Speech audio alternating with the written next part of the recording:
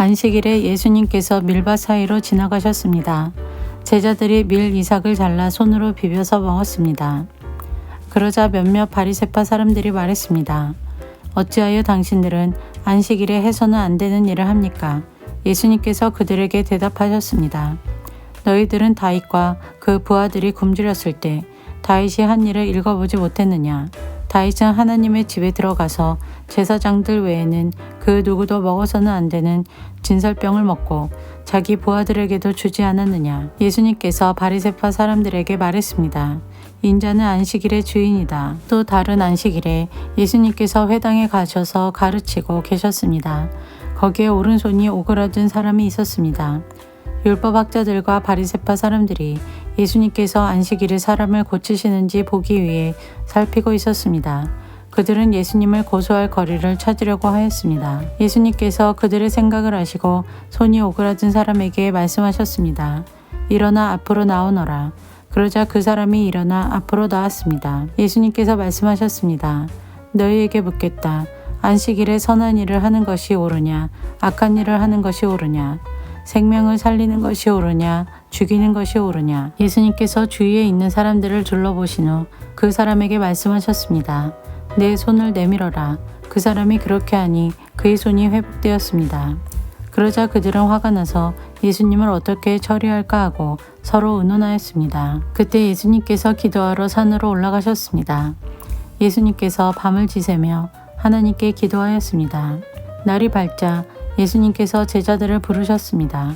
그리고 그들 중에서 12명을 뽑아 사도라고 부르셨습니다. 이들은 예수님께서 베드로라는 이름을 지어주신 시몬과 그의 동생 안드레, 그리고 야고보와 요한, 그리고 빌립과 바돌로메, 그리고 마테와 도마, 알페오의 아들 야고보와 열심파라고 불리는 시몬, 야고보의 아들 유다와 배반자가 된 가룟 유다였습니다. 예수님께서 제자들과 함께 산에서 내려와 평지에 서 계셨습니다.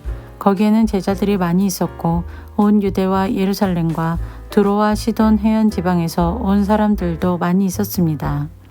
그들은 예수님의 말씀도 듣고 자신들의 병도 치료받으려고 왔습니다. 더러운 귀신으로 고생하는 사람들이 다 나았습니다. 사람들은 예수님을 만져보려고 애썼습니다. 그것은 능력이 예수님에게서 나와 그들을 모두 낫게 하였기 때문입니다. 예수님께서 눈을 들어 제자들을 보시고 말씀하셨습니다. 가난한 사람들은 복이 있다. 그것은 하나님 나라가 저희들의 것이기 때문이다. 지금 굶주린 사람들은 복이 있다. 그것은 너희가 배부르게 될 것이기 때문이다. 지금 우는 사람들은 복이 있다.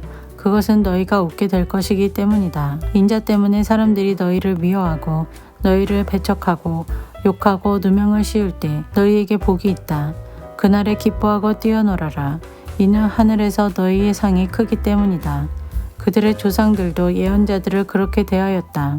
그러나 너희 부자들은 화가 있다. 너희는 이미 위로를 다 받았다. 지금 배부른 너희들은 화가 있다. 너희가 굶주리게 될 것이다. 지금 웃는 사람들은 화가 있다. 너희가 슬퍼하며 울게 될 것이다. 모든 사람들이 너희를 칭찬할 때에 화가 있다. 그들의 조상들도 거짓 예언자들을 그렇게 대하였다. 내 말을 듣는 너희에게 말한다. 너희 원수를 사랑하고 너희를 미워하는 사람들에게 잘해주어라. 너희를 저주하는 사람들을 축복하고 너희를 모욕하는 사람을 위해 기도하여라. 누가 내 뺨을 치거든 다른 뺨도 돌려대라. 누가 내 겉옷을 빼앗거든 속옷도 거절하지 마라. 달라는 사람은 누구에게든지 주어라.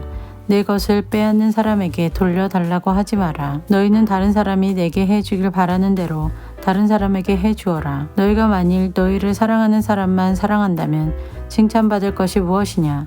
죄인들도 자기를 사랑해주는 사람은 사랑한다. 너희가 만일 너희에게 잘해주는 사람에게만 잘해준다면 칭찬받을 것이 무엇이냐? 죄인들도 그렇게는 한다. 너희가 만일 되돌려 받을 수 있겠다고 생각하는 사람에게 구워준다면 칭찬받을 것이 무엇이냐? 죄인들도 그대로 돌려받을 생각으로 죄인들에게 구워준다. 너희는 원수를 사랑하고 좋게 대하며 되돌려 받을 생각을 하지 말고 구워주어라. 그러면 너희의 상이 클 것이고 가장 높으신 분의 아들이 될 것이다. 이는 하나님께서는 은혜를 모르는 사람과 악한 사람에게도 자비로우시기 때문이다. 너희의 아버지가 자비로우신 것처럼 자비로워져라. 비판하지 마라. 그러면 너희도 비판을 받지 않을 것이다. 비난하지 마라. 그러면 너희도 비난을 받지 않을 것이다. 용서하여라. 그러면 너희도 용서받을 것이다. 주어라. 그러면 너희에게도 주어질 것이다. 되를 누르고 흔들어 넘치도록 재어서 너희의 품에 안겨주실 것이다. 너희가 남에게 줄 때에 잰 분량만큼 너희가 도로 받을 것이다. 그리고 예수님께서 이런 비유를 그들에게 말씀하셨습니다. 보지 못하는 자가 보지 못하는 자를 안내할 수 있느냐? 둘 다 구덩이에 빠지지 않겠느냐? 학생이 선생보다 더 나을 수 없다. 그러나 누구든지 다 배우고 나면 선생과 같아질 것이다. 어찌하여 너는 형제의 눈에 있는 작은 티는 보면서 내 눈 속에 있는 큰 통나무는 보지 못하느냐? 내가 자신의 눈 속에 있는 큰 통나무는 보지 못하면서 어떻게 형제에게 형제여 내 눈 속의 티를 빼어주마 라고 말할 수 있느냐?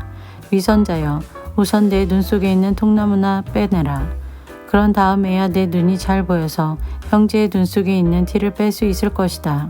좋은 나무가 나쁜 열매를 맺을 수 없고 또 나쁜 나무가 좋은 열매를 맺을 수 없다. 나무마다 그 열매로 안다. 가시나무에서 무화과를 얻을 수 없고 가시덤불에서 포도를 딸 수 없다. 선한 사람은 그 마음속에 선한 것을 쌓았다가 선한 것을 내고 악한 사람은 그 마음속에 악한 것을 쌓았다가 악한 것을 낸다. 왜냐하면 사람은 그의 마음속에 쌓여있는 것을 말하기 때문이다. 너희는 나에게 주여 주여 하면서 왜 내가 말한 것은 행하지 않느냐? 누구든지 내게 와서 내 말을 듣고 그대로 하는 사람이 어떠한 사람과 같은지 너희에게 보여주겠다. 그는 땅을 깊이 파고 바위 위에 기초를 놓고 집을 짓는 사람과 같다. 홍수가 나서 물이 세차게 들이치나 그 집을 넘어뜨릴 수 없다. 그것은 집이 잘 지어졌기 때문이다. 그러나 내 말을 듣고도 그대로 행하지 않는 사람은 기초 없이 땅 위에 집을 지은 사람과 같다. 물이 들이치자 그 집이 즉시 무너졌고 피해가 컸다.